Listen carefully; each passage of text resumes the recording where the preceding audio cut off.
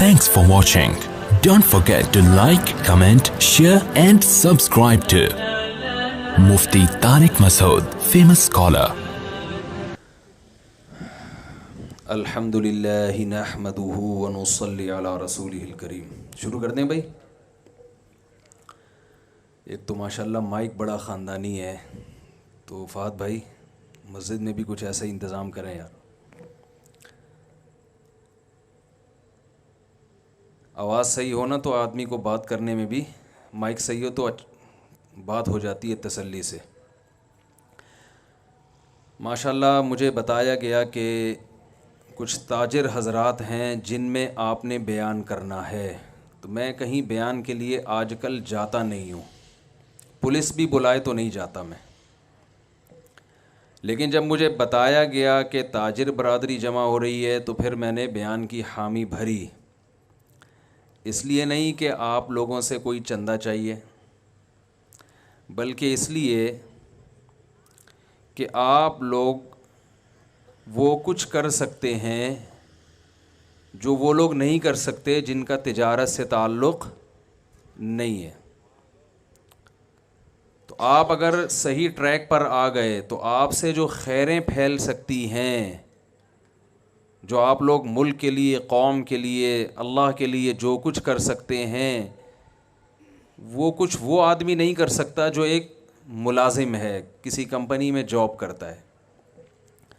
تو میں آپ حضرات سے گزارش کروں گا کہ جتنی دیر میں آپ سے بات کروں، اور میں یہ پہلے گارنٹی دے رہا ہوں کہ یہ تمام باتیں آپ کے فائدے کے لیے ہیں، اس میں میرا دنیاوی کوئی فائدہ، بولنے پر گورنمنٹ کی طرف سے کوئی پابندی نہیں ہے. اگر میں جملہ ادھورا چھوڑوں نا تو آپ نے اس کو کمپلیٹ کرنا ہے، جس سے مجھے یہ لگے گا کہ آپ میرے ساتھ میری بات چیت میں شریک ہیں.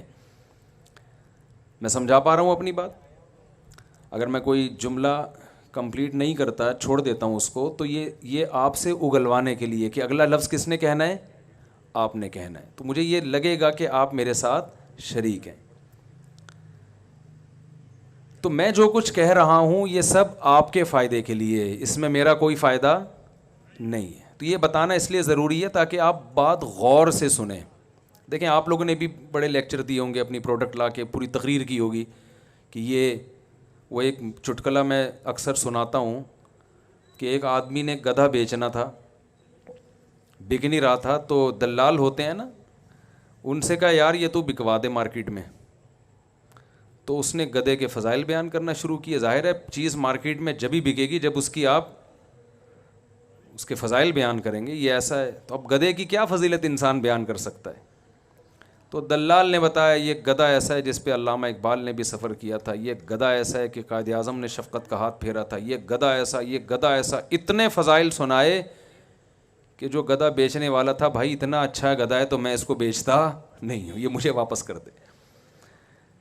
تو آپ حضرات بھی اپنی پروڈکٹ کو انٹرویو، اس کا تعارف کرواتے ہیں، لوگوں کو بتاتے ہیں، اس میں ظاہر ہے آپ کا فائدہ ہوتا ہے. تو میں جو آپ کے سامنے یہاں بات چیت کے لیے بیٹھا ہوں، اس میں میرا دنیاوی کوئی فائدہ نہیں ہے. یہ شو مارنے کے لیے نہیں بتا رہا، صرف یہ کہ تاکہ آپ بات غور سے سنیں. یہاں تک بات سمجھ میں آ گئی؟ پتہ نہیں میں نے خطبہ بھی پڑھا ہے کہ نہیں پڑھا. الحمدللہ نحمدہ ونصلی علی رسولہ الکریم. تو میں آج کی جو بات ہے اس کو دو حصوں میں ڈیوائیڈ کروں گا. پہلی تو میں تجارت کی فضیلت بیان کروں گا کہ اسلام میں کمانے کا جو اصل طریقہ ہے وہ بزنس ہے. پھر میں بعد میں بتاؤں گا کہ ایک مسلمان تاجر میں اور ایک غیر مسلم میں کیا فرق ہوتا ہے. تجارت کی فضیلت قرآن سے بھی ثابت، احادیث سے بھی ثابت. قرآن مجید میں اللہ تعالیٰ نے جہاں بھی کمانے کا ذکر کیا ہے، پیسوں کا ذکر کیا ہے، تو اس میں تجارت کے ذریعے کمائی کا ذکر ہے. ملازمت کے ذریعے کمائی کا کہیں ذکر ملتا ہی نہیں ہے. سورہ جمعہ جب نازل ہوئی تو ہوا یہ تھا کہ رسول اللہ صلی اللہ علیہ وسلم جمعہ کا خطبہ دے رہے تھے. ایک تجارتی قافلہ آیا تو کچھ صحابہ اٹھ کے اس سے تجارت کرنے چلے گئے. قرآن نے کہا وَإِذَا رَأَوْا تِجَارَةً أَوْ لَهْوًا انفَضُّوا إِلَيْهَا وَتَرَكُوكَ قَائِمًا.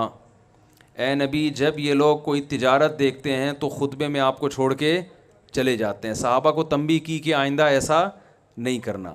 اس سے یہ بھی پتہ چلتا ہے کہ صحابہ کے کمانے کا ذریعہ کیا تھا؟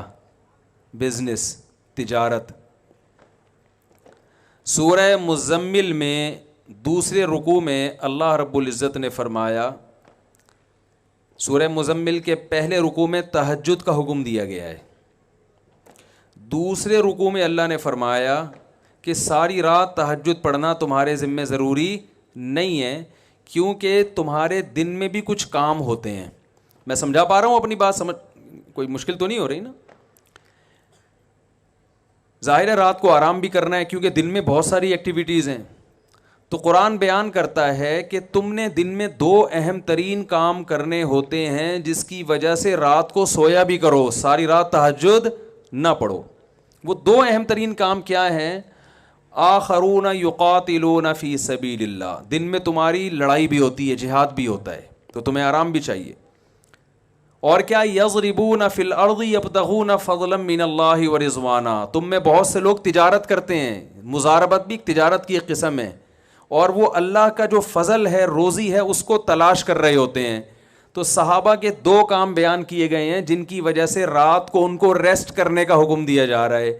ایک میدان جنگ میں لڑائی، اور دوسرا کیا ہے؟ پیسے کمانے کے لیے بزنس. اس کی وجہ سے ان کو رعایت دی جا رہی ہے کہ پوری رات آپ نے تہجد میں نہیں گزار. اس سے بھی پتہ چلتا ہے کہ صحابہ کے کمانے کا ذریعہ کیا تھا. میں نے کہا نا کچھ سوال پوچھوں تو جواب آپ دیں گے. تجارت. یہ تو پتہ نہیں انگریزوں کے آنے کے بعد ہم کماؤ پوت بنے ہیں، دفتروں میں جا کے کوئی کلرک بن کے بیٹھا ہوا ہے، اور کوئی مجھے تو چونکہ یہاں سارے تاجر ہیں اس لیے مجھے کوئی شرمندگی نہیں ہوگی بیان کرنے میں، ورنہ میں کبھی بیان کرتا ہوں مجھے ڈر لگتا ہے کہ کوئی اپنی بے عزتی محسوس نہ کرے. تو یہ تو انگریز کے آنے کے بعد مسلمان ہٹے ہیں تجارتوں سے، اور یہودیوں کے ہاتھ میں تجارت گئی ہے. مسلمانوں کے کمانے کا جو ذریعہ ہوا کرتا تھا وہ بزنس ہوتا تھا، وہ ملازمت نہیں ہوتی تھی. قرآن مجید میں اللہ نے جہاں حج کی آیات نازل کی، صحابہ کرام پہ جب حج فرض ہوا، مدینہ سے مکہ جاتے حج کرنے کے لیے، تو وہ دیکھتے کہ کون سی پروڈکٹ مکہ میں ایسی ہے جو ہم مدینہ سے لے کے جائیں گے تو وہاں اس کی ویلیو مدینہ سے زیادہ ہے، اور جب مکہ سے مدینہ آئیں گے تو مدینہ کی مارکیٹ میں کون سی چیز ایسی ہے جو مہنگی ہے اور جو مکہ سے لا کے یہاں بیچیں گے تو وہ کیا ہوگی؟ سستی بک جائے گی. تو حج کے دوران ہم یہ بزنس بھی کریں گے. اس پہ بعض صحابہ کو خیال ہوا کہ بھائی عبادت کو بزنس کے ساتھ نہیں جوڑنا چاہیے. جب ہم حج کے لیے جا رہے ہیں تو خالص حج ہی ہوگا، اس دوران بزنس نہیں ہوگا. بھائی ہم حج کے لیے جا رہے ہیں تو یہ کیا مدینہ کی کوئی پروڈکٹ اٹھا کے وہاں لے گئے اور واپسی پہ مکہ سے لے کر وہاں گئے. دوسرا ایک بزنس یہ بھی ہوتا تھا کہ حج میں ساری دنیا کے لوگ آئے ہوئے ہیں تو بہت سے ملکوں میں بہت سی چیزیں نہیں ہیں جو ان کو مکہ میں ملیں گی، تو جو چیزیں ان کے ملکوں میں بیچی جا سکتی ہیں تو ان حاجیوں کو وہ چیزیں فروخت کر دی جائیں، تو ٹھیک ٹھاک پیسہ کما لیا جاتا تھا. لیکن بعض صحابہ کو خیال ہوا کہ حج کو تجارت کے ساتھ نہیں جوڑا جا سکتا. میں آپ کی آوازوں کا انتظار کر رہا ہوں کہ کب آپ فل ان دا بلینکس کریں گے تو مجھے لگے گا اب آپ صحیح جاگ گئے. حج کو تجارت کے ساتھ نہیں جوڑا جا سکتا، اس لیے انہوں نے منع کیا. قرآن کی آیتیں نازل ہوئیں، لیس علیکم جناح ان تبتغوا فضلا من ربکم، تم پر کوئی گناہ نہیں ہے کہ جب تم حج کرنے جاؤ تو وہاں اللہ کی روزی تلاش کرو. یعنی جو تجارت تم کر رہے ہو اس میں کوئی حرج نہیں ہے، حج بھی چلے گا ساتھ ساتھ بزنس بھی چلتا رہے گا، اس میں کوئی گناہ نہیں ہے. اس کے بعد سے آج تک حج اور بزنس ساتھ ساتھ. بھائی ساری دنیا کے لوگ جمع ہو رہے ہیں تو اچھا ہے نا، مسلمان کو اگر بزنس کا بھی موقع مل رہا ہے تو ضرور کرو. اللہ نے فرمایا کوئی گناہ نہیں ہے، لیس علیکم جناح، کوئی حرج نہیں. گناہ سے بھی ہلکی چیز ہے حرج. بعض لوگوں کا تقوی کا معیار بہت اونچا ہوتا ہے، وہ کہتے ہیں ہم گناہ سے بھی بچیں گے، اور ایسی چیز جو گناہ تو نہیں ہے لیکن ایک اچھی نہیں سمجھی جاتی، غیر اخلاقی سمجھی جاتی ہے، وہ اس سے بھی بچتے ہیں. تو اللہ نے یہاں فرمایا کہ صرف اس میں اسم نہیں کہ اسم گناہ کو کہتے ہیں، کہ تجارت حج میں کرنے میں گناہ تو دور کی بات، کوئی حرج بھی نہیں ہے, کوئی غیر اخلاقی غیر شائستہ حرکت بھی نہیں ہے. لوگوں کے تانوں, کسی کو تانا دینے کی تمہیں اجازت نہیں ہے کہ یار یہ کیا بات ہے, یہاں سے پاکستان سے چل کے مکہ جا رہا ہے, تو اس نے کہا چلو یار مکہ میں عربوں کو یہ پروڈکٹ پاکستان کی سستی ہے تو وہاں لے جا کے بیچ دو, کوئی مسئلہ نہیں ہے اس میں, یا وہاں کی چیز یہاں لا کے آپ فروخت کر دیں. تو یہ آیت بھی کس کے بارے میں ہے؟ تجارت کے بارے میں. یعنی مال کمانے کے جتنے ذرائع قرآن میں ذکر ہو رہے ہیں, بزنس کے علاوہ کسی اور چیز کا ذکر ہو ہی نہیں رہا. اور چلتے ہیں ہم. جب رسول اللہ صلی اللہ علیہ وسلم کو اللہ نے عربوں میں نبی بنا کے بھیجا تو اللہ نے اپنی نعمتیں گنوائیں عربوں پہ کہ بھائی اللہ نے تم پر کیا کیا انعامات کیے ہیں. تو ان انعامات کا تقاضا یہ ہے, شکر یہ ہے کہ تم اللہ کے بھیجے ہوئے پیغمبر پر ایمان لے کر آؤ. ان انعامات میں اللہ نے ایک یہ انعام بیان کیا کہ تمہارے پاس بیت اللہ ہے, اللہ کا گھر ہے جس کے تم رکھوالے ہو. ساری دنیا تمہیں عزت کیوں دیتی ہے کہ تم بیت اللہ کی چابیاں تمہارے پاس ہیں, تو اس کی قدر کرو. اور اللہ نے کیا فرمایا, لِإِيلَافِ قُرَيْشٍ إِيلَافِهِمْ رِحْلَةَ الشِّتَاءِ وَالصَّيْفِ فَلْيَعْبُدُوا رَبَّ هَذَا الْبَيْتِ. اللہ فرماتے ہیں ہم نے قریش پر یہ احسان کیا ہے. وہ احسان میں بھی بتاتا ہوں. اس احسان کا تقاضا یہ ہے, اس کا شکر یہ ہے کہ اس گھر جو بیت اللہ تمہارے پاس ہے اس کے رب کی عبادت کیا کرو. اور احسان اللہ نے کیا بیان کیا, ایلافہم رحلۃ الشتاء والصیف. اللہ نے فرمایا اللہ نے تمہارے لیے تجارت کرنے کے لیے گرمیوں کے سفر کو بھی آسان کر دیا اور سردیوں کے سفر کو بھی آسان کر دیا. بھائی بعض جگہ تجارت سردیوں میں ہوتی ہے اور تاجر گرمیوں میں کیا کر رہے ہوتے ہیں, بیٹھے ہوئے ہوتے ہیں آرام سے, کہہ رہے ہیں یار ہماری جو پروڈکٹ ہے وہ گرمیوں میں سردیوں میں برف بکے گا.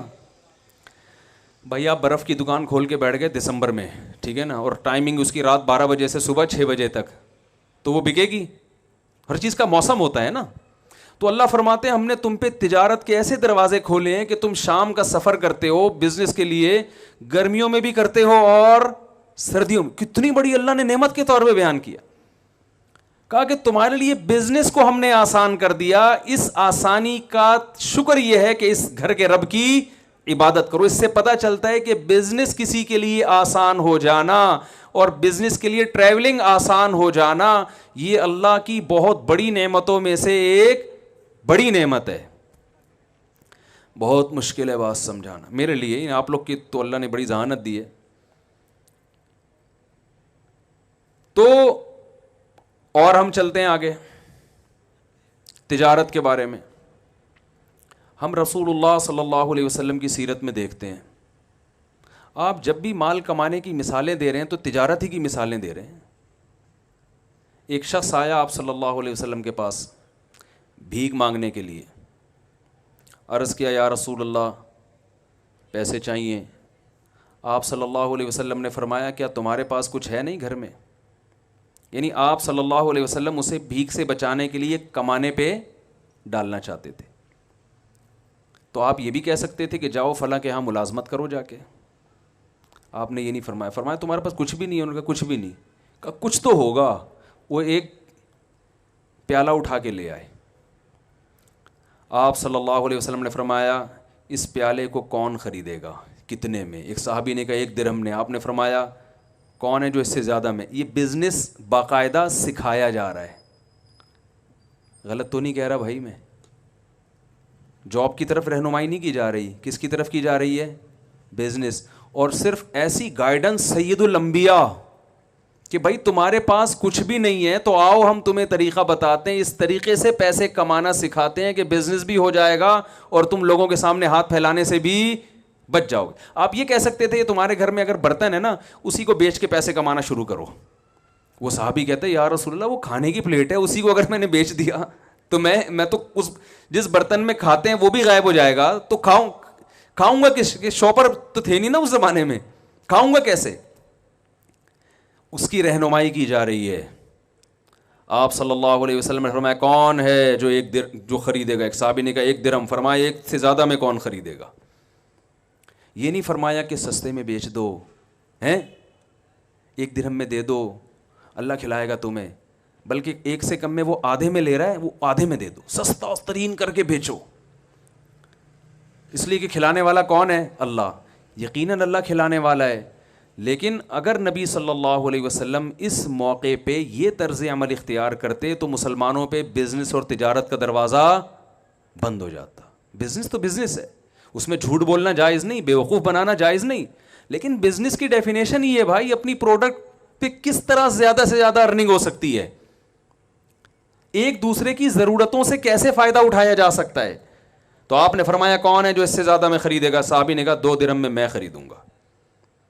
2 درہم میں بیچ کے آپ نے ان کو 2 درہم پکڑائے, فرمائے 1 سے کھانا خریدو اور 1 سے کلہاڑی لو. وہ کلہاڑی خرید کے لائے, دستے مبارک میں لگایا, فرمایا جاؤ جنگل سے لکڑیاں کاٹ کے بیچو. انہوں نے اچھے خاصے پیسے جمع کر لیے, برتن بھی آ گیا, کھانا بھی آ گیا, صحیح ہے نا, اور اضافی پیسے بھی. تو کس کی طرف رہنمائی کی جا رہی ہے؟ وہی بھول گئے, بزنس کی طرف. صحابہ کرام میں ہم دیکھتے ہیں جتنے بڑے بڑے صحابہ تھے سارے تاجر تھے. آپ کا کیا خیال ہے اس زمانے میں جو جنگیں ہو رہی تھیں جہاد میں, تو کیا ان میں مالی وسائل کی ضرورت نہیں ہوگی؟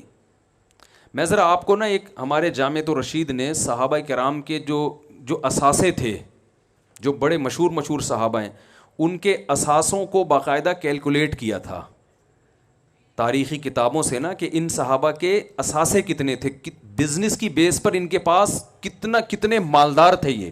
تو میں ذرا آپ کو وہ تھوڑی سی ایک جو ان کی تیاری ہے نا وہ میں آپ کو پڑھ کے سناتا ہوں.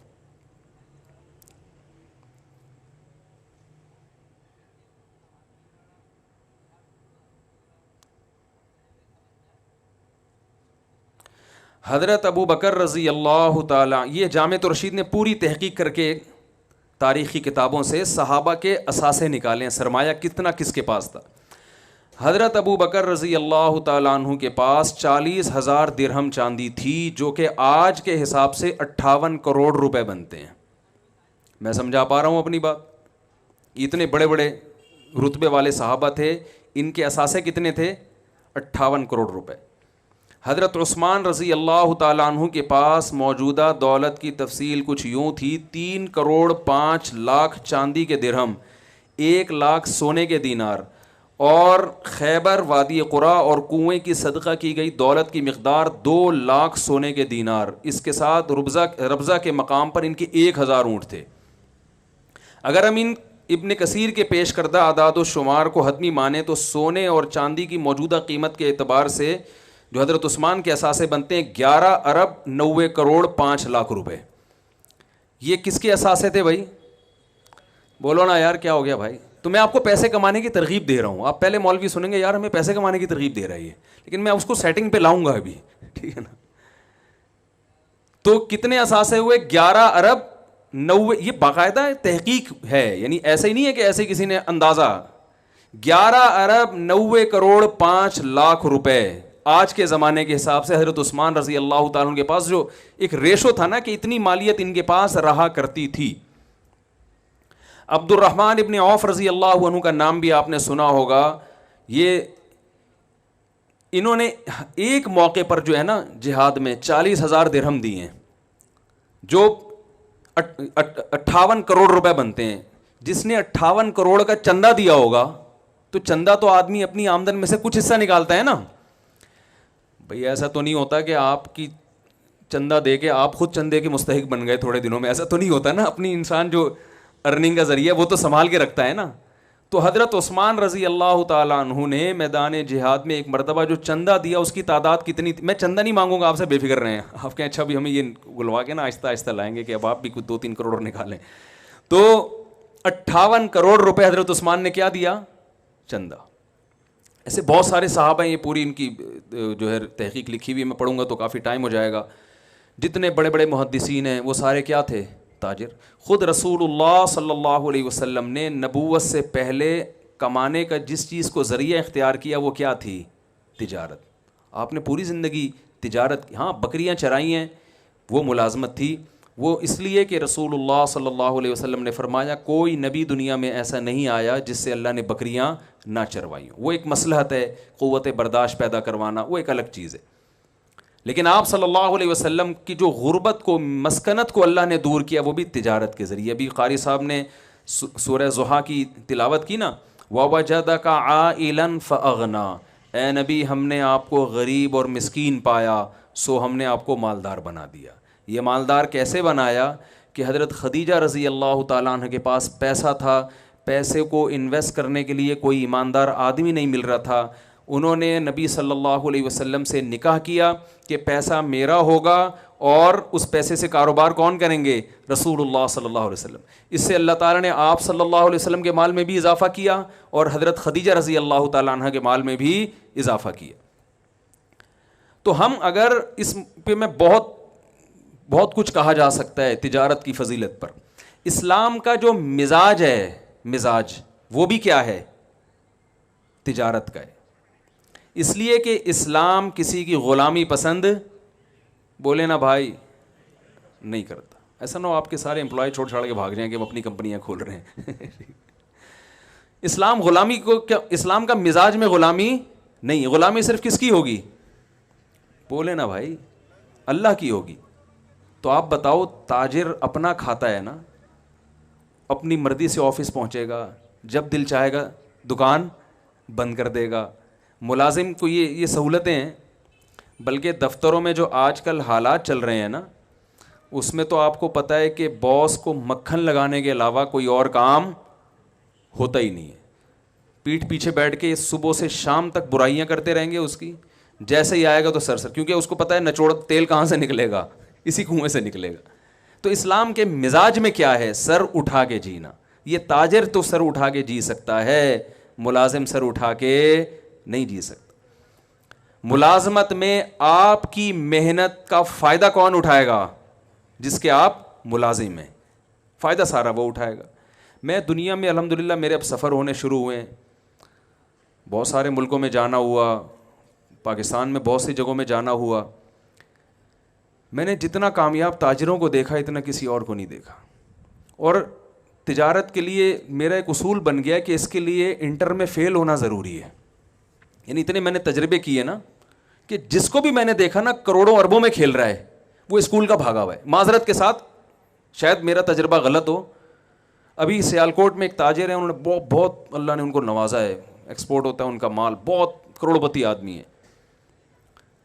میں پچھلے ہفتے سیالکوٹ میں تھا تو کسی ہوٹل میں ہم ٹھہرے ہوئے تھے، وہاں اتفاق سے کراچی کے ایک تاجر کی ملاقات ہو گئی. وہ کراچی کی اردو جب ہم نے بولی تو وہ ایک دم کان کھڑے ہو گئے، یار یہ کراچی کی اردو کا لک کہاں سے آ رہا ہے. وہ فوراً مڑ کے میری طرف آئے تو کہہ رہے ہم تو آپ سے اڑے تڑے بھی ہم نے لیاری سے سیکھا ہے، ٹھیک ہے، تو آپ تو ہم کب سے آپ کو تلاش کر رہے ہیں. اب وہ جو سیالکوٹ کے اصل تاجر تھے وہ بھی، یہ کراچی والے بھی، یہ امریکہ سے آئے ہوئے تھے، امریکہ میں بزنس کر رہے ہیں. میں نے دونوں کی کوالیفیکیشن پوچھی تو کوئی بھی انٹر سے آگے نہیں بڑھ سکا. اور ان کی کامیابی کی وجہ یہی تھی کہ وہ انٹر سے آگے، بولے نا بھائی، نہیں بڑھ سکے. اگر وہ پڑھ لیتے تو میرا خیال ہے وہ ذاتی ایئرپورٹ نہ بنا رہے ہوتے اپنا، ٹھیک ہے نا.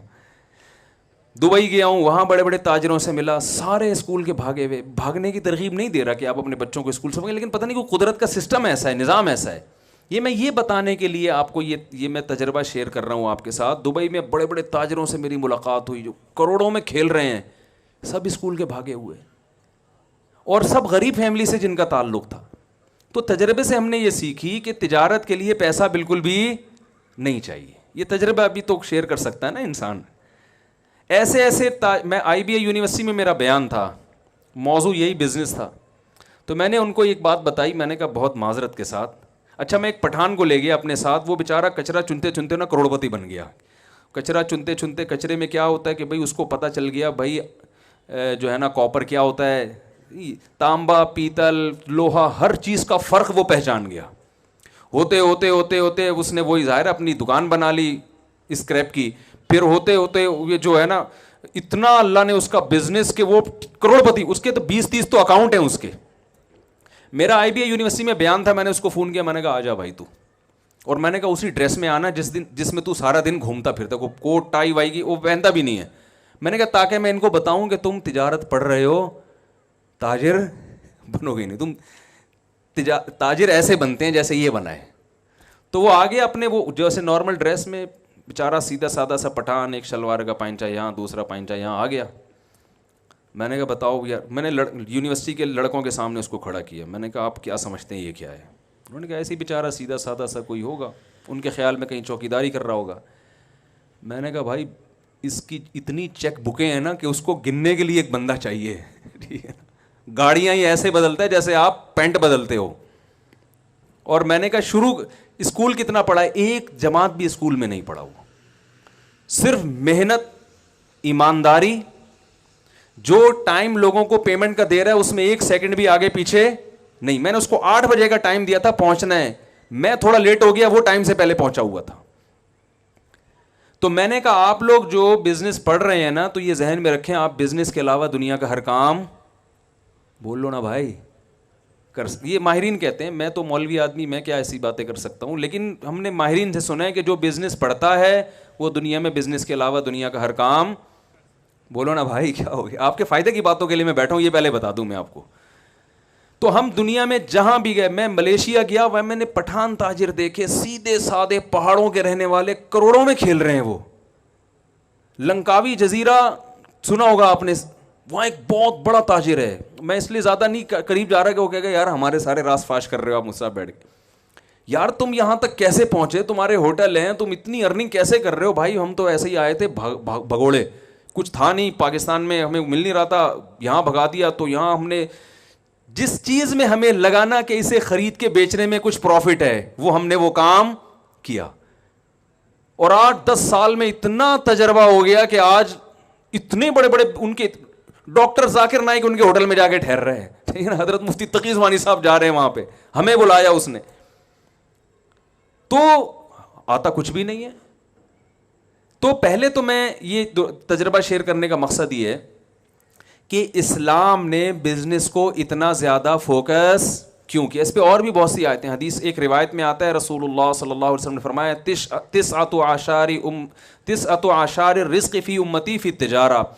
روایت میں آتا ہے کہ نبی صلی اللہ علیہ وسلم نے فرمایا میری امت کے 10 میں سے 9 حصے رزق اللہ نے تجارت میں رکھا ہے. 10 میں سے 9 حصے کس میں رکھا ہے؟ تجارت میں. ہم کہاں تلاش کر رہے ہیں؟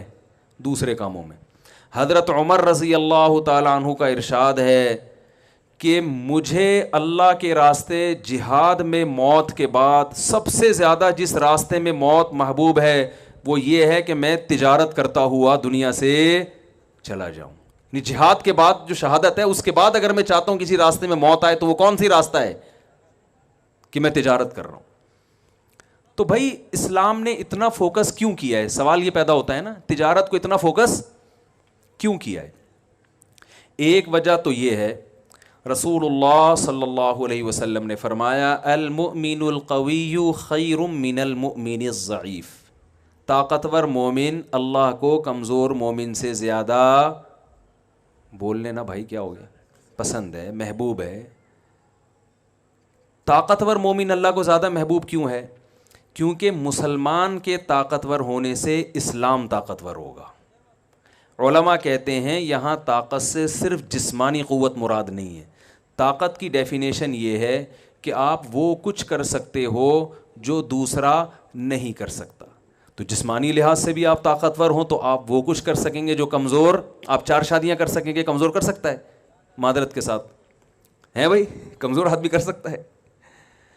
تو آپ وہ کچھ کر سکتے ہیں جو کمزور نہیں کر سکتا.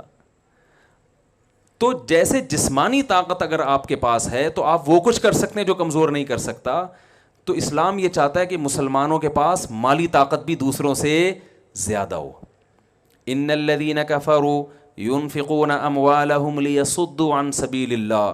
فرمایا جو کافر ہے وہ اپنا مال خرچ کرتا ہے اسلام کو ختم کرنے کے لیے، اور ایمان لانے والے اپنا مال خرچ کرتے ہیں اسلام کو پھیلانے کے لیے. حضرت مولانا اشرف علی تھانوی رحمہ اللہ تعالیٰ جب ہندوستان میں کسی مسلمان کا اچھا گھر دیکھتے، اچھی گاڑی دیکھتے تو فرماتے مجھے بڑی خوشی ہوتی ہے، اس لیے کہ مسلمان کے طاقتور ہونے سے ہندوستان میں اسلام کیا ہوگا؟ طاقتور. بنی اسرائیل جو پسے ہیں اس لیے کہ وہ سب کچھ ان کے ہاتھ سے نکل گیا، فرعون نے غلام بنا لیا ان کو. اور آپ کو پتہ ہے یہودی انتہائی اقلیت میں اگر کہا جائے نا کہ دنیا میں سب سے کم آبادی یہودیوں کی ہے تو غلط نہیں ہے, لیکن سب سے زیادہ پاورفل کون ہے؟ یہودی ہے, کیونکہ بزنس سارا کس کے ہاتھ میں ہے؟ یہودیوں کے ہاتھ میں.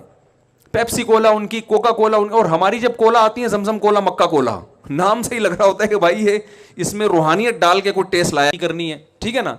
دوسری بات یہ, میں ایک حدیث سنا کے اپنے بات کو تھوڑی دیر بس 10-15 منٹ بات کروں گا انشاءاللہ, پھر بات کو ختم کرتا ہوں میں.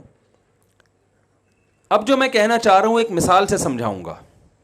ایک صحابی کو رسول اللہ صلی اللہ علیہ وسلم نے دیکھا کہ درخت لگا رہے ہیں.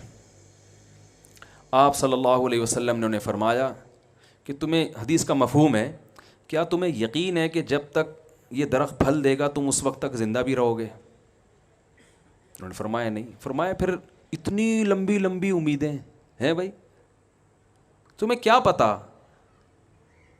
شعر لکھا ہوتا ہے نا, میں KPK میں کسی کام سے گیا تو وہاں میں جب سویا نا, تکیے پہ شعر لکھا ہوا تھا, آگاہ اپنی موت سے کوئی بشر نہیں, سامان 100 برس کا پل کی خبر نہیں.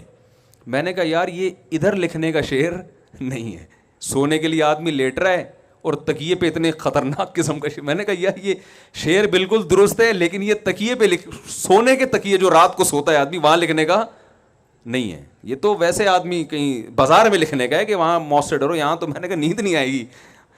تو لیکن شعر درست ہے یا نہیں ہے؟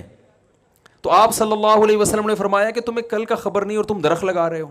ہے بھائی, درخت لگا رہے ہو تم. اس حدیث سے کیا لگ رہا ہے, جو میسج مل رہا ہے سرسری طور پر اگر دیکھا جائے, میسج یہ مل رہا ہے کہ درخت لگانا اسلام میں کوئی اچھا کام. بول لینا بھائی, دیکھو تو نہیں ہے, بولنے میں کیا جا رہا ہے. درخت لگانا اسلام میں کوئی اچھا کام نہیں ہے. جو بھی درخت لگائے گا, مولوی صاحب یہ حدیث پیش کریں گے, یار وہ صحابی لگا رہے تھے درخت اور آپ صلی اللہ علیہ وسلم نے فرمایا تمہیں کل کا پتہ نہیں, پلاننگ, کھجور کا درخت تو 5 سال بعد جا کے پھل دیتا ہے, 5-5 10-10 سال کی پلاننگ کر رہے ہو, کوئی فائدہ نہیں ہے. لہذا یہ جو لگے ہوئے ہیں ان کو بھی کاٹ دو تاکہ دنیا سے محبت جڑ سے کیا ہو جائے, ختم ہو جائے. اس حدیث سے یہ پتہ چل رہا ہے. لیکن دوسری حدیث میں آتا ہے, صحیح مسلم کی حدیث, آپ صلی اللہ علیہ وسلم نے فرمایا جس نے درخت لگایا زندہ نہیں رہا, وہ پھل تک اس نے وہ اس کے پھل نہیں دیکھے, مر گیا, جب تک لوگ اس درخت سے فائدہ اٹھائیں گے اس کا پھل کھائیں گے, حتیٰ کہ پرندے بھی اس درخت سے جو فائدہ اٹھائیں گے, جانور بھی جو فائدہ اٹھائیں گے. جانوروں کا کیا فائدہ ہوتا ہے, گھونسلے بنا کے رہتے ہیں, اس سے چگتے ہیں, لوگ سایہ حاصل کرتے ہیں. فرمایا پرند اور چرند بھی جو فائدہ اٹھائیں گے اس کو قبر میں اس کا ثواب, بولے نا بھائی, ملتا رہے گا. دیکھو دونوں حدیثیں ایک دوسرے کی اپوزٹ. اس حدیث سے کیا پتہ چلتا ہے, درخت بولو نا بھائی لگانے چاہیے, یہ پتہ چل رہا ہے نا. پہلی والی حدیث سے پتہ چل رہا ہے نہیں لگانا چاہیے, دوسری سے پتہ چل رہا ہے لگانے چاہیے. تو ظاہر ہے ایک پیغمبر 2 متضاد باتوں کا حکم تو نہیں دے سکتے نا. اصل میں پہلے جو منع کیا جا رہا ہے اس میں درخت لگانے سے مقصد کچھ اور تھا, یہاں جو لگانے کی ترغیب دی جا رہی ہے اس سے مقصد کچھ اور ہے. درخت ایک ایگزامپل ہے, درخت ایک ایسی چیز ہے کہ جتنا ہوتا ہے, جتنا نظر آتا ہے نا تو اتنا نہیں ہوتا, بلکہ اس کے پھل ہیں, اس کے ثمرات ہیں, جس کو پھل کہا جاتا ہے, اس کا پروفٹ ہوتا ہے. ایک آم کی گٹلی لاکھوں آم پیدا کرتی ہے کہ نہیں کرتی؟ تو درخت کا بیسک مقصد یہ ہوتا ہے کہ ایک آم کی گٹلی ڈالوں گا یہ ضائع ہو رہی ہے, انویسٹمنٹ ایک آم کی گٹلی کی ہے اور پروفٹ لاکھوں آم کی شکل میں. ایک کھجور کی گٹلی دفن کی جا رہی ہے, ضائع ہو رہی ہے نا, آپ کی گٹلی آپ نے زمین میں دبا کے ضائع کر دی, اس لالچ میں ضائع کرتے ہو یار یہ انویسٹمنٹ ہے, اس کا جو پروفٹ ہوگا کھجور, لاکھوں کھجور پیدا ہوں گے, تو ایک ضائع کرنے میں کوئی حرج نہیں ہے. بزنس بھی یہی ہے. یہ تو ایک مثال ہے حدیث میں جو ہر جگہ فٹ کی جا سکتی ہے کہ آپ نے اگر اپنی صرف دنیا کو سامنے رکھ کے کاروبار کرنا ہے تو آپ صلی اللہ علیہ وسلم آپ کو بتا رہے ہیں کہ بھائی تم 20-20 30-30 سال کی پلاننگ کر رہے ہو, کل کوئی ٹرک کچل کے چلا گیا, یہ سب فیکٹری کیا ہو جائے گی, تباہ و برباد. یہ اچھا سودا نہیں ہے.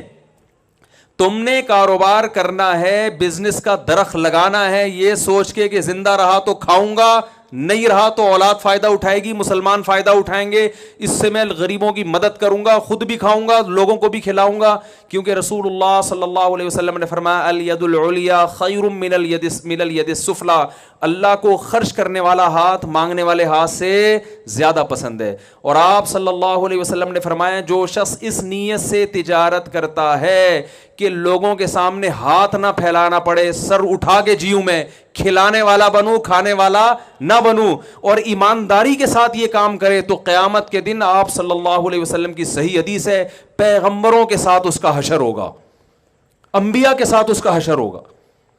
تو بزنس سے آپ کا مقصد آخرت ہونی چاہیے, اور آخرت آپ کو دنیا کی نعمتوں سے محروم نہیں کر رہی.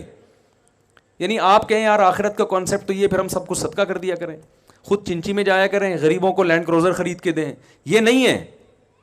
ہمیں حدیث میں اس پہ بھی رہنمائی ملتی ہے. کتنا آسان دین ہے بھائی, کتنا بالکل فطرت اللہ التی فطر الناس علیہا. اللہ نے قرآن کی کو ڈیفائن کیا, فرمایا یہ وہی نیچر ہے جس پہ میں نے لوگوں کو پیدا کیا ہے, یہ کوئی ایسی ہوائی اور آسمانی باتیں کرے گا ہی نہیں. یہ سارے مذاہب دنیا میں تباہ کیوں ہو گئے؟ انہوں نے ایسے ایسے فلسفے پیش کیے نا جو لوگوں کی نیچر نے اس کو اپیل نہیں کیا. 4-6 مکھنچو تو جمع ہو گئے.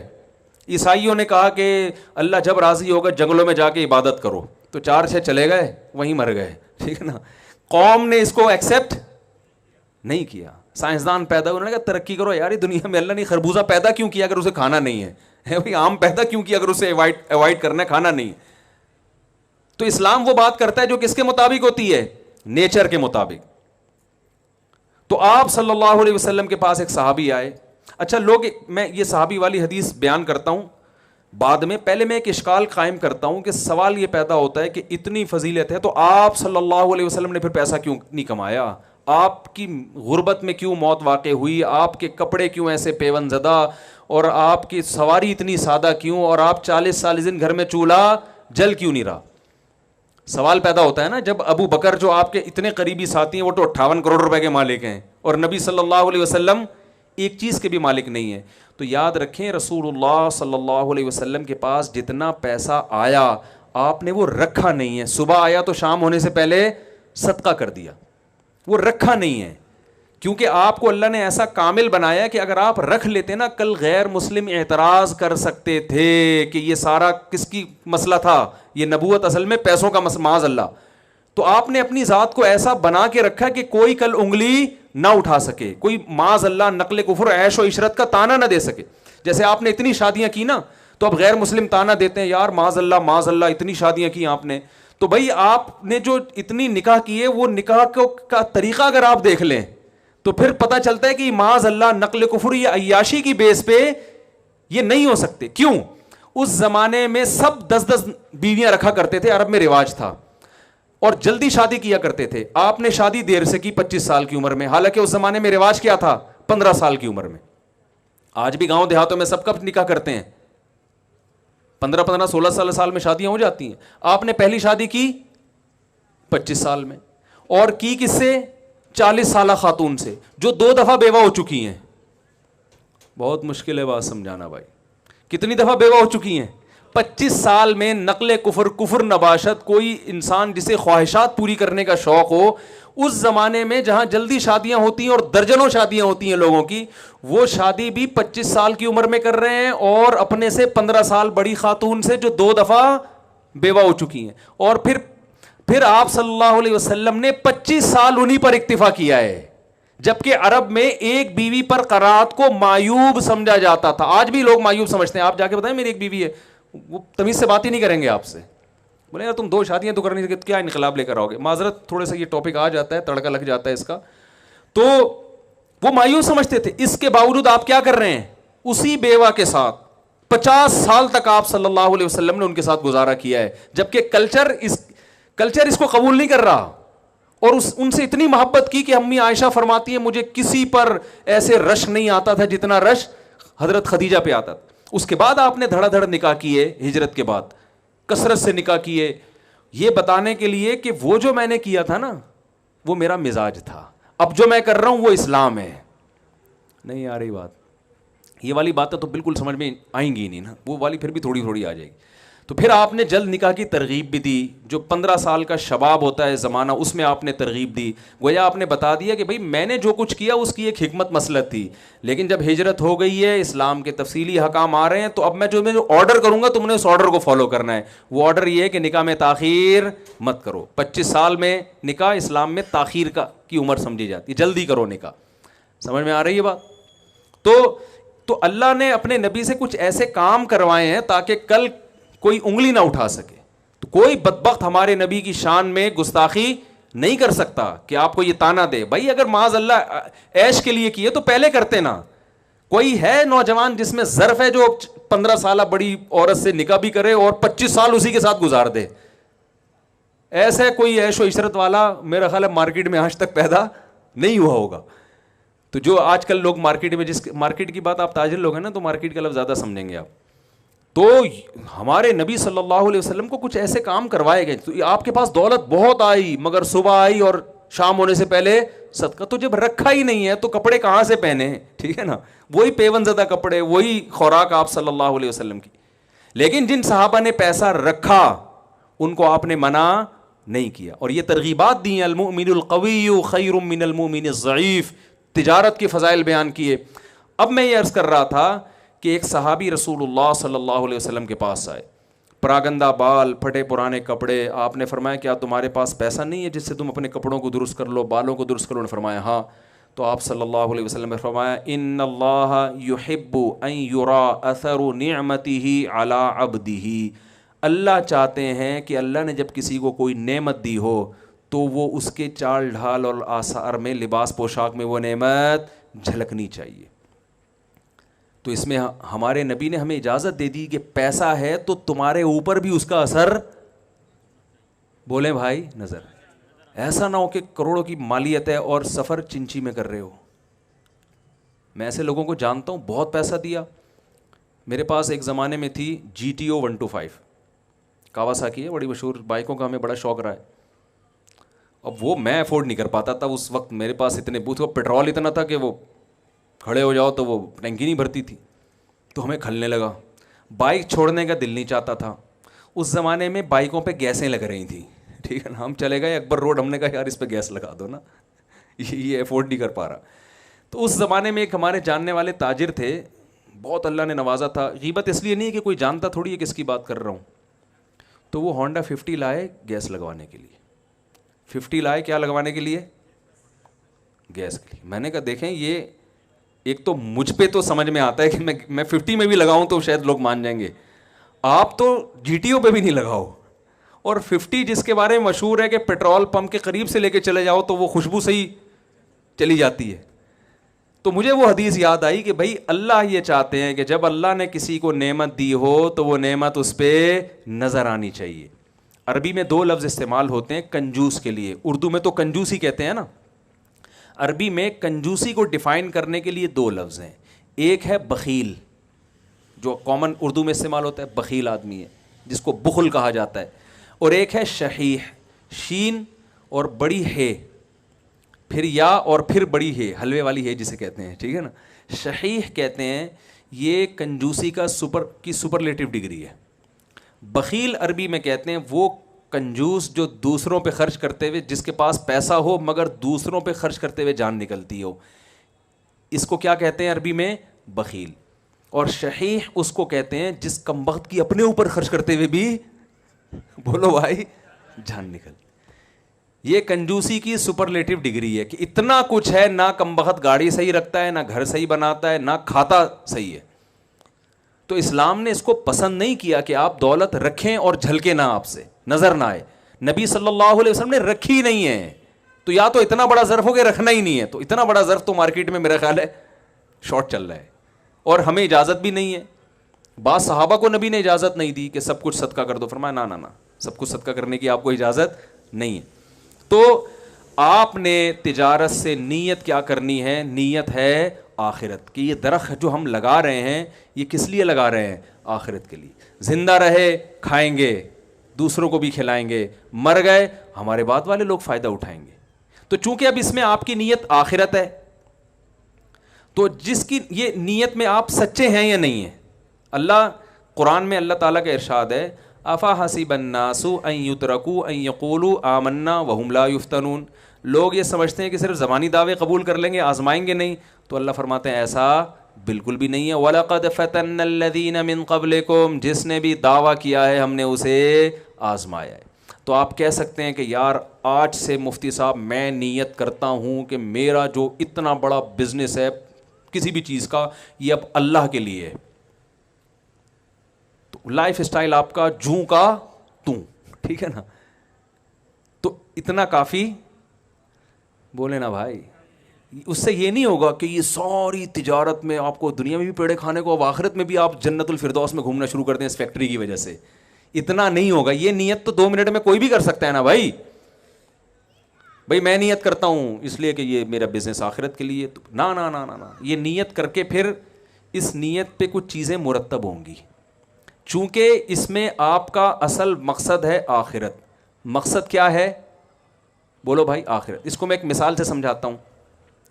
آپ نے جانا ہے پشاور, ہدف آپ کا کیا ہے بولو نا بھائی؟ کراچی سے آپ پشاور جا رہے ہیں, آپ کو 2 سے 3 دن کے اندر آپ نے وہاں ہر قیمت پہ پہنچنا ہے.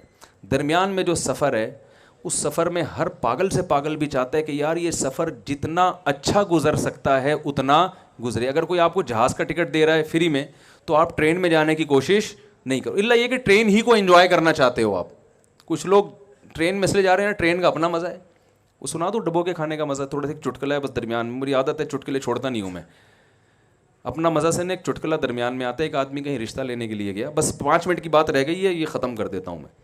ایک آدمی کہیں رشتہ لینے کے لیے گیا تو اچھا یہ جو ویڈیو میں سن رہے ہوں گے نا, انہوں نے یہ درجنوں دفعہ سن چکا ہے, تو یہ جو بعد میں یوٹیوب پہ سنیں گے ان کو بتا دوں جو مجمع بیٹھا ہوا یہ پہلی دفعہ سن رہا ہے, تو ان کی خاطر میں یہ سنا رہا ہوں.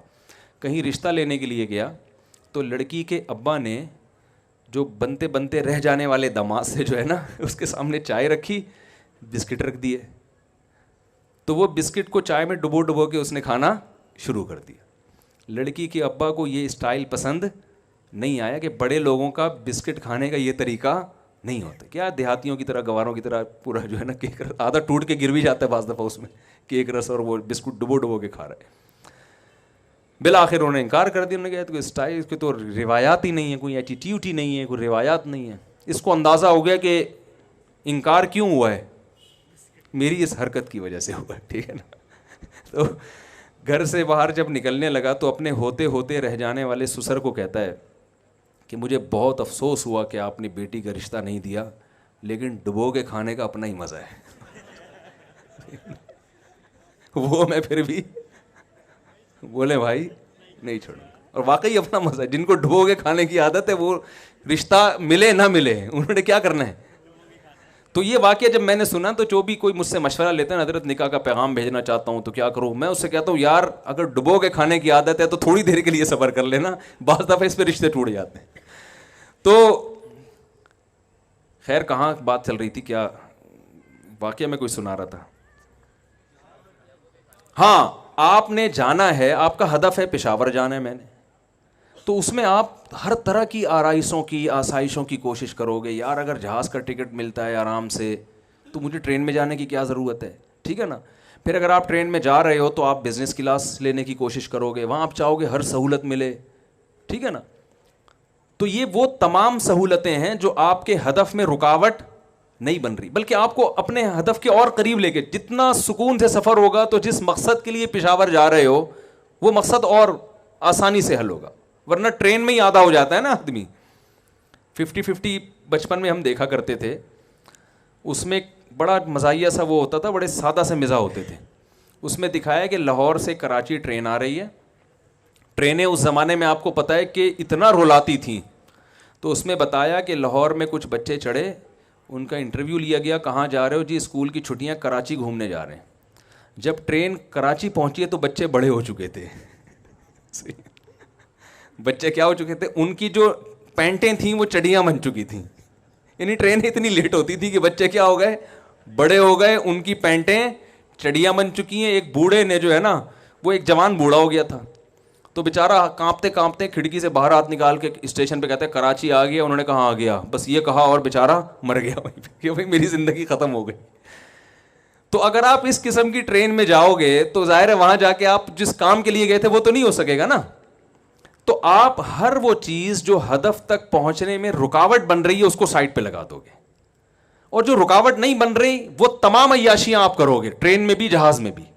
پیاس لگ رہی ہے پانی پیو گے, کولڈ ڈرنک کا دل چاہ رہا ہے آپ کولڈ ڈرنک پیو گے, چائے کا دل چاہ رہا ہے آپ چائے پیو گے, کیونکہ آپ سمجھتے ہو کہ بھائی یہ چیز میں اگر چائے, میرے سر میں درد ہو رہا ہے میں چائے نہیں پیتا تو اس سے کوئی پشاور جلدی تھوڑی پہنچ جاؤں گا میں, پی لو, کس نے منع کیا ہے. تو یاد رکھیں آپ کا ہدف اگر بزنس سے آخرت ہے اور آپ چاہتے ہو کہ قیامت میں پیغمبروں کے ساتھ آپ کا حشر ہو, مسلمان تاجروں کے ساتھ, ابو بکر, عمر, عثمان, علی رضی اللہ عنہم, امام ابو حنیفہ بھی تاجر تھے, امام ابو حنیفہ کے تو سمندر میں بحری جہاز چلا کرتے تھے تجارت کے, امام بخاری تاجر, عبداللہ بن مبارک تاجر, سارے جتنے محدثین بڑے سارے تاجر. تو آپ چاہتے ہیں ان کے ساتھ آپ کا حشر ہو, تو میرے بھائی ذرائع پہ سمجھوتا کرنا ہے, مقاصد پہ سمجھوتا نہیں کرنا. اگر آپ نے بزنس کیا اور اس میں آپ کو جھوٹ بول کر مال بیچنا پڑ رہا ہے تو یہ جھوٹ بول کے مال بیچنا آپ کی بزنس میں ترقی کا ذریعہ تو بنے گا, لیکن بزنس سے جو آپ نے نیت کی تھی آخرت, اس نیت میں کیا یہ بن رہا ہے, رکاوٹ بن رہا ہے. تو ایسی ارننگ جس میں آخرت ضائع ہو رہی ہے اس ارننگ کی طرف آپ نے قدم نہیں بڑھا. آپ شراب کا بزنس نہیں کر سکتے, آپ سود کا بزنس نہیں کر سکتے, جھوٹ بول کے مال بولے نا بھائی نہیں بیچ سکتے. نبی صلی اللہ علیہ وسلم ایک دفعہ لیٹے ہوئے اور آپ غضب سے بیٹھ گئے, آپ نے فرمایا ثلاث لا یکلمہم اللہ یوم القیامۃ ولا یزکیہم ولا ینظر الیہم ولہم عذاب علیم. 3 آدمی ایسے ہیں جن کی طرف اللہ قیامت میں رحمت کی نظر بھی اٹھا کے نہیں دیکھے گا, ان کے گناہوں کو معاف نہیں کرے گا, ان کے لیے دردناک عذاب ہے. 3 دفعہ آپ نے جملہ دہرایا تو حضرت ابو ذر غفاری بیٹھے ہوئے تھے, انہوں نے عرض کیا یا رسول اللہ خابوا وخسروا من هم یا رسول اللہ, یہ لوگ تو بالکل ہی برباد ہو گئے, تباہ ہو گئے, یہ کون لوگ ہیں؟ تو ان میں آپ نے ایک اس شخص کا نام ذکر کیا, فرمایا المنفق سلعتہ بالحلف الکاذب, جو جھوٹی قسم اٹھا کے اپنا مال بیچتا ہے. کتنی بڑی وعید ہے بھائی. آج ٹوپی کرانے کو ایک کمال سمجھا جاتا ہے, چونا لگانا, ٹوپی کرانا, یہی اس مارکیٹ میں یہی الفاظ چل رہے ہیں نا, الو بنا دیا, چونا لگا دیا, ٹوپی کرا دی, یہی کچھ چل رہا ہے. تو آپ نے تجارت کے دوران جھوٹ بولو بھائی نہیں بول, اس سے ارننگ کم ہوگی, جتنی ہوگی اس میں برکت ہوگی. دیکھو برکت ایک الگ, یہ برکت کا انگلش میں ترجمہ نہیں ہے کیونکہ انگریز برکت کو مانتے نہیں ہیں. برکت کیا ہے؟ ایک آم کی گٹھلی زمین میں لگائی, لاکھوں آم پیدا ہو گئے حالانکہ نظر نہیں آ رہے تھے. تو اللہ نے قرآن میں فرمایا کہ اللہ ایسے لوگوں کے مالوں کو بڑھاتا ہے جیسے گندم کے ایک دانے سے 100 دانے پیدا ہوتے ہیں, ایسے اللہ تعالیٰ بڑھاتا ہے. ایماندار تاجر کا جو مال میں برکت اس اسپیڈ سے ہوتی ہے, اتنی اسپیڈ سے مال میں برکت ہوتی ہے. تو پہلا آپ نے التزام کرنا ہے کہ تجارت میں جھوٹ بولو بھائی نہیں بول. رشوت دینا بعض صورتوں میں جائز ہے. کسٹم میں آپ کا مال پھنسا ہوا ہے, کسٹم کا جو آفیسر ہے وہ رشوت لیے بغیر مال کو کلیئر ہی نہیں کر رہا اور آپ حق پر ہیں, وہ زبردستی کر رہا ہے آپ کے ساتھ.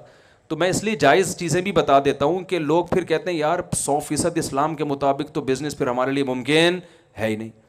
اب اگر کنٹینر آپ کا پھنسا ہوا ہے پورٹ پہ, کسٹم والے کہہ رہے ہیں کہ پیسے دو تو چھوڑیں گے, آپ کہہ رہے ہیں رشوت دینا حرام ہے, لینا بھی حرام ہے, تو اس کا مطلب پھر ظاہر ہے آپ کو یہ بزنس چھوڑنا ہی پڑے گا نا, وہ تو وہیں رہے گا قیامت تک, وہ ایلفی سے چپکا کے چلے جائیں گے.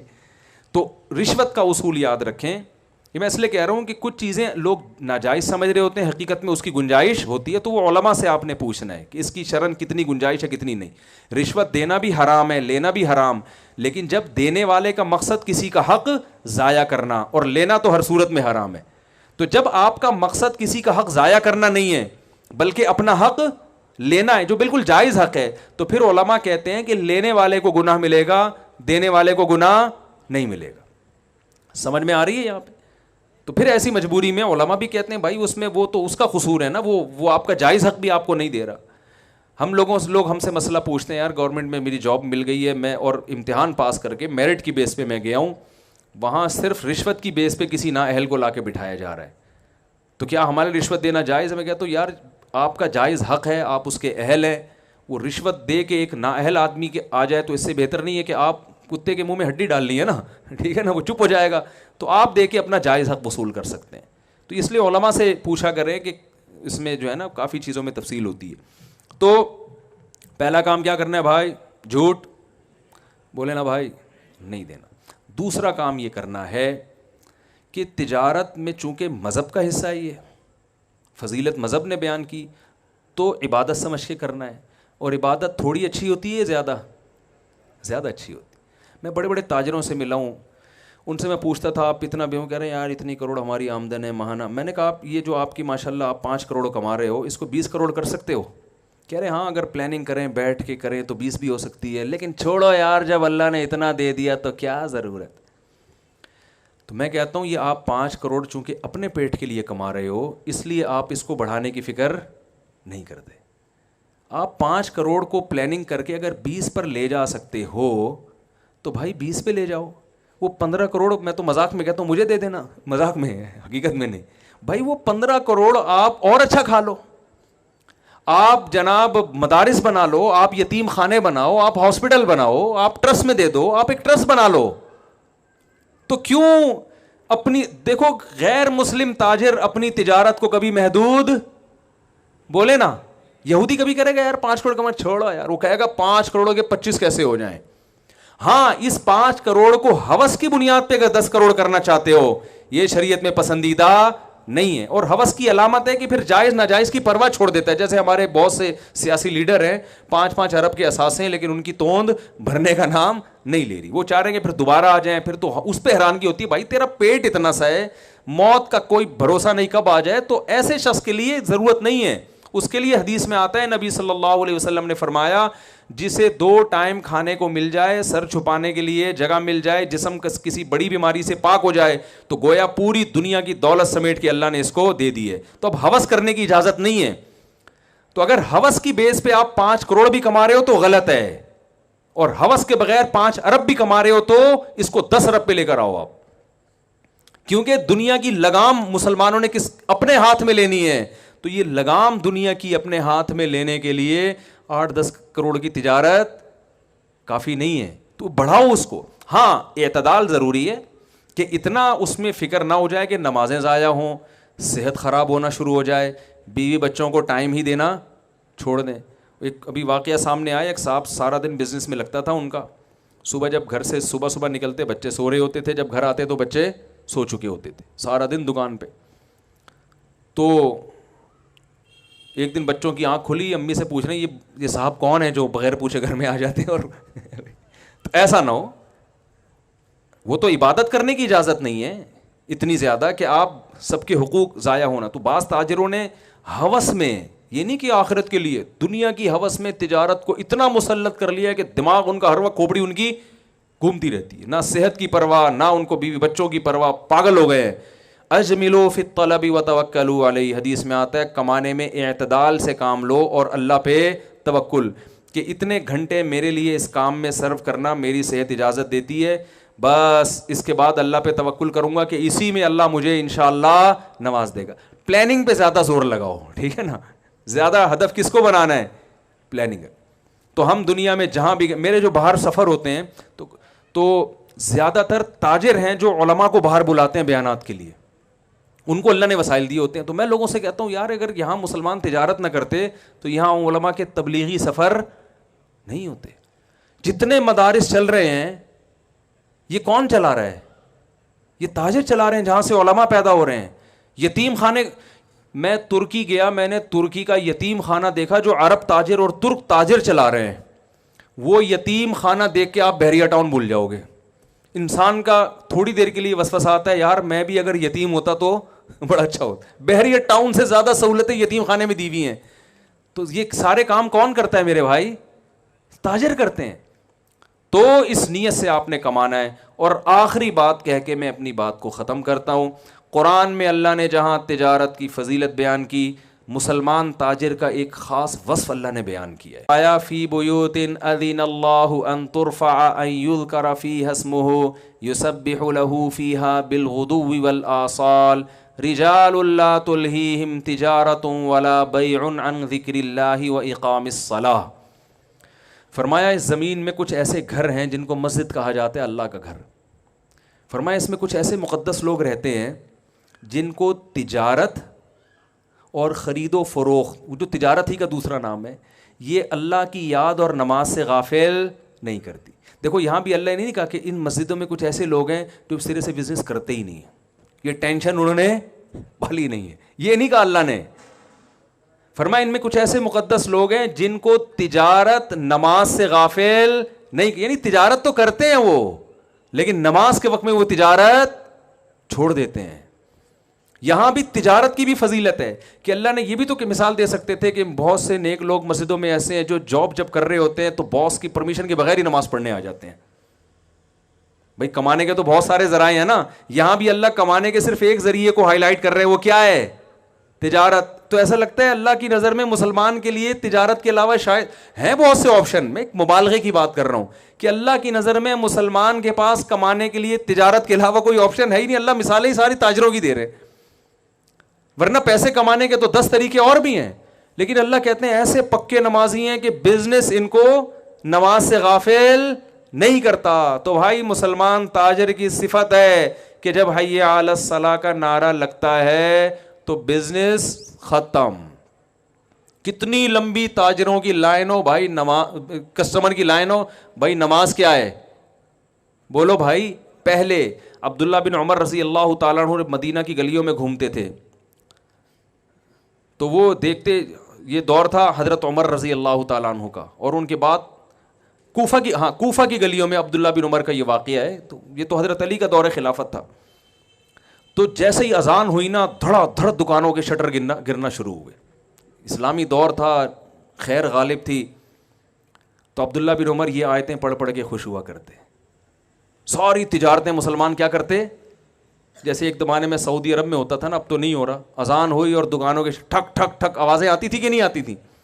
اب تو وہاں بھی اجازت، ہمارے مسلمان وہاں بھی گڑبڑ کرتے تھے تو وہ دکان بند کر کے اندر بیٹھ جاتے تھے، ٹھیک ہے نا، ہوٹل بند کیا اندر بیٹھ گئے. تو انہوں نے جب دیکھا نا ایسے دکانوں کے شٹر گر رہے ہیں، لوگ سب تجارت چھوڑ کے مزے کی طرف بھاگ رہے ہیں، تو عبداللہ بن عمر حضرت عمر کے بیٹے فرماتے تھے تم ہی وہ مبارک لوگ ہو جن کے بارے میں قرآن نے کہا کہ ان مسجدوں میں کچھ ایسی مبارک ہستیاں ہیں کہ انہیں تجارت اللہ کی یاد اور نماز سے غافل نہیں کرتی. تو بھائی نماز کو فوکس کرنا ہے، سمجھ رہے ہیں؟ تاجر کے لیے نماز پڑھنا بڑا مشکل کام ہے. کہتا ابھی تو دھندے کا ٹائم شروع ہوا ہے، ٹھیک ہے نا، ابھی تو کیا ہوا ہے، دھندے کا ٹائم شروع ہوا ہے. ابھی یہ مولانا صاحب بلا رہے ہیں مسجد میں کہ نماز پڑھنے آ جاؤ. تو اللہ تعالیٰ سے دعا ہے اچھا مسائل سیکھیں علماء سے، کوئی ایسا بزنس نہ کریں جس میں سود لازم آ رہا ہو. جوا، 3 چیزیں اسلام میں بزنس میں، دیکھیں کچھ چیزیں تو سب مذہب میں حرام ہیں. جھوٹ بولنا ہندو بھی کہتا ہے حرام ہے، الو بنانا ہندو بھی کیا کہتا ہے، حرام ہے نا. لیکن 3 چیزیں تجارت میں ایسی ہیں جو صرف اسلام نے حرام کی ہیں، دنیا کے دوسرے مذہب میں نہیں. اس میں ایک قمار، جوا، کوئی بھی ایسی بزنس جس میں جوئے کا عنصر آ رہا ہو. دوسرے مذاہب اجازت دیتے ہیں، اسلام اجازت نہیں دیتا. دوسری چیز ہے غرر. غرر کہتے ہیں غیر یقینی تجارت. مثال کے طور پر پرندہ ہوا میں اڑ رہا ہے، آپ کو پرندے شکار کرنے آتے ہیں، آپ نے کہا یہ جو پرندہ اڑ رہا ہے نا میں نے ہوا میں ہی تجھ سے خرید لیا، اب یہ میری قسمت ہے تو پکڑ کے لائے کہ نہ لائے. تو یہ غیر یقینی چیز ہے. دپل کی تجارتیں جسے کہتے ہیں جو اسٹاک ایکسچینج میں ہو رہا ہے نا، بھائی شیئر قبضے میں آئے، فارورڈ سیل فیوچر سیل نہیں ہو رہی دپل میں، کوئی پتہ نہیں ہوتا کہ آگے ہوگا کیا.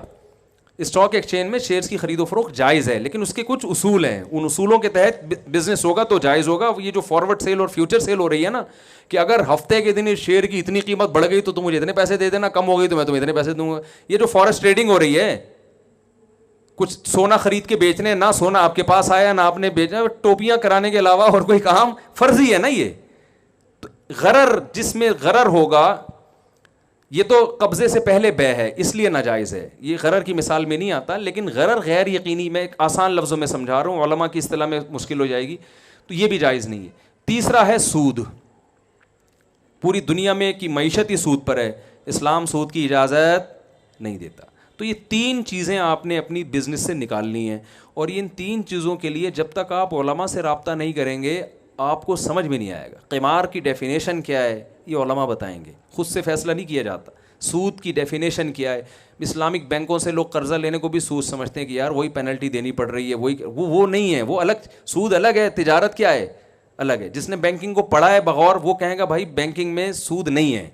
لیکن چونکہ آپ کو سود کی ڈیفینیشن ہی, آپ سمجھتے ہو کہ پیسے پہ متعین نفع لینا حرام ہے. ایسا نہیں ہے بھائی, پیسے پہ متعین نفع لینا حرام نہیں ہے.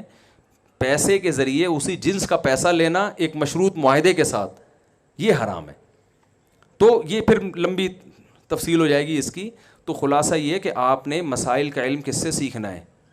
بڑے بڑے دینی مدارس ہیں, وہاں مفتیوں سے ملیں, پوچھیں بھائی کیسے کوئی سود نہ ہو جائے. زکوٰۃ نکالنی ہے اور اپنے مال میں برکت کے لیے صدقات و خیرات بھی کرنے ہیں. نبی صلی اللہ علیہ وسلم نے فرمایا صدقہ کبھی مال کو کم نہیں کرتا. تو مال بڑھانے کا نسخہ ہے کہ صدقات و خیرات کیے جائے. اللہ تعالی ہم سب کو سمجھنے کی, عمل کرنے کی توفیق عطا فرمائے. کوئی سوال جواب, ٹائم نہیں دینا. اسألک من خیر ما سألک منہ نبیک محمد صلی اللہ علیہ وسلم ونعوذ بک من شر ما استعاذک منہ نبیک محمد صلی اللہ علیہ وسلم. انت المستعان وعلیک البلاغ ولا حول ولا قوة الا باللہ. صلی اللہ تعالی علی خیر خلقہ محمد وعلی آلہ وصحبہ اجمعین برحمتک یا ارحم الراحمین.